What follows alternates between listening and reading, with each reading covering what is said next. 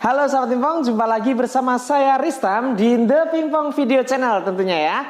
Dan di video kali ini saya mau ngasih tips buat kalian semua, atau lebih tepatnya poin-poin penting ketika kita berhadapan atau menghadapi mereka yang menggunakan karet bintik panjang. Pernah nggak di antara kalian semua nih yang saat ini sedang nonton video saya yang pernah berhadapan dengan mereka yang menggunakan karet bintik panjang?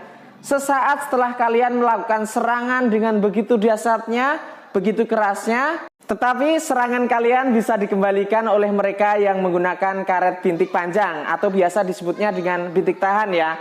Dan sesaat bola itu kembali ke meja kita, justru menjadi bumerang untuk kita. Siapa yang pernah mengalami hal-hal semacam itu? Saya dulu pernah. Nah, sesaat seperti itu kadang-kadang saya malah nyangkut di net lah, out lah, bahkan malah bolanya itu jauh dari meja.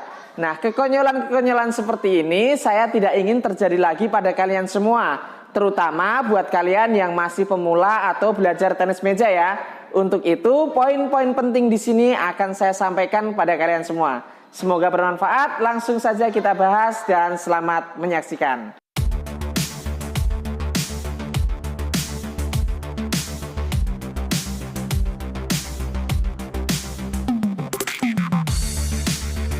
Poin penting nomor satu yang ingin saya sampaikan terlebih dahulu buat teman-teman semua adalah masalah di servis yang akan kita lakukan. Untuk menghadapi mereka yang menggunakan karet bintik panjang ataupun tahan, usahakan servis yang kalian lakukan hanya dua macam saja, yaitu isi panjang ataupun kosong panjang. Dan laju bolanya pun benar-benar cepat ya, buat kalian semua yang belum tahu atau belum bisa cara melakukan servis dorong cepat itu seperti apa, entah isi ataupun kosong, kalian bisa nonton videonya di playlist yang ada di video saya. Pertanyaannya, kenapa harus isi panjang ataupun kosong panjang dan cepat? Maksudnya adalah supaya kembalian dari bintiknya pun kita sudah lebih siap dari mereka. Kalau kita melakukan servis isi panjang dan cepat, kembalinya ke kita pun 85-90% ya, mungkin akan kosong-kosong semi isi sedikit lah, dan kita pun tentunya sudah bersiap untuk melakukan serangan. Kenapa tidak saya anjurkan servis yang pendek ataupun yang banyak putaran? Karena menurut saya dengan servis-servis yang semacam itu akan memudahkan mereka yang menggunakan karet bintik untuk menyetir permainan kita lebih dulu. Jadi saya sarankan untuk servisnya servis dorong cepat, panjang ataupun isi. Jelas di sini ya. Itu poin penting pertama. Sekarang kita bahas ke poin penting yang kedua. Poin penting yang kedua, perhatikan. Setelah kita berhasil melakukan serangan ke arah bintik lawan main kita, kemudian pemain bintik tersebut berhasil menahan dan mengembalikan ke arah kita, tentunya hasil bolanya adalah pendek. Kenapa? Karena dengan serangan kita yang begitu keras dan dahsyat, bintik tersebut berusaha meredam. Dan hasil redaman pun sudah kita bisa pastikan akan pendek, tidak keluar meja. Jarang sih yang keluar meja, kalaupun keluar meja, kalian harus tetap berhati-hati. Nah, sarannya kalau misalkan bola tersebut pendek di meja, jangan sekali-sekali kalian itu melakukan dorongan karena hanya tergesa-gesa ingin menyelesaikan permainan. Kedua, kalaupun kalian melakukan chop, jangan seperti melakukan chop layaknya kalian sedang melakukan teknik chop kepada mereka yang menggunakan karet licin, bukan bintik. Karena yang sering terjadi kalau kita melakukan chop asal, maka bolanya itu akan bergoyang ya, karena efek daripada bintik tersebut. Yang ada malah bolanya itu out lah, intinya jauh dari meja. Kemudian kalau kita dorong sudah bisa kita pastikan bolanya itu akan nyangkut. Kenapa seperti itu? Kita ingat lagi basic pada saat kita bermain dengan mereka yang menggunakan karet bintik tahan. Ketika kita melakukan sedikit tekanan, bola yang kembali ke kita setelah diredam dengan menggunakan karet bintik itu adalah isi. Ingat ya, contoh videonya kesalahan-kesalahan seperti itu sebagai berikut.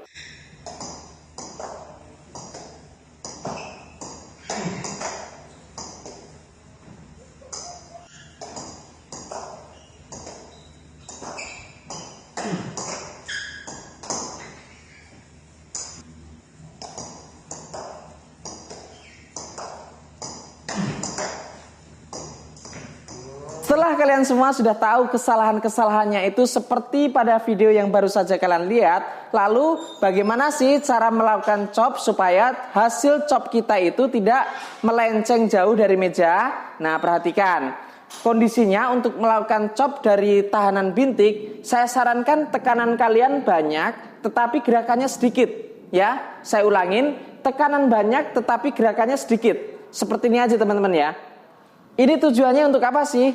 Tujuannya adalah untuk menetralisir efek daripada putaran bintik tersebut, sehingga kemungkinan chop kita itu melenceng jauh itu lebih kecil daripada kita melakukan teknik chop seperti layaknya kita melakukan chop dengan mereka yang menggunakan karet licin. Nah, contoh videonya seperti berikut.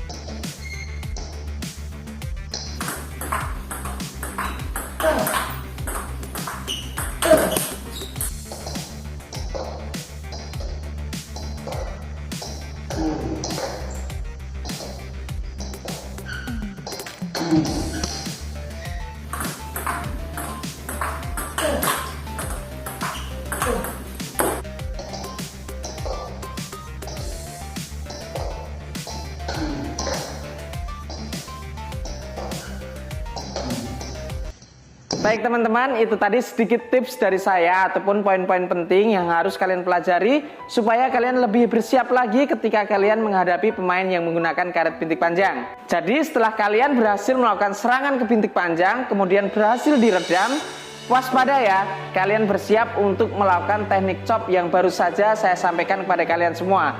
Sehingga dengan begitu, kalian pun bisa bermain lebih maksimal lagi tentunya dengan serangan-serangan yang kalian punya ya. Jadi buat kalian semua yang suka dengan video ini, jangan lupa untuk support, bantu dengan cara menekan tombol subscribe di bawah ini, nyalakan loncengnya, dan yang pasti bantu share ke teman-teman kalian.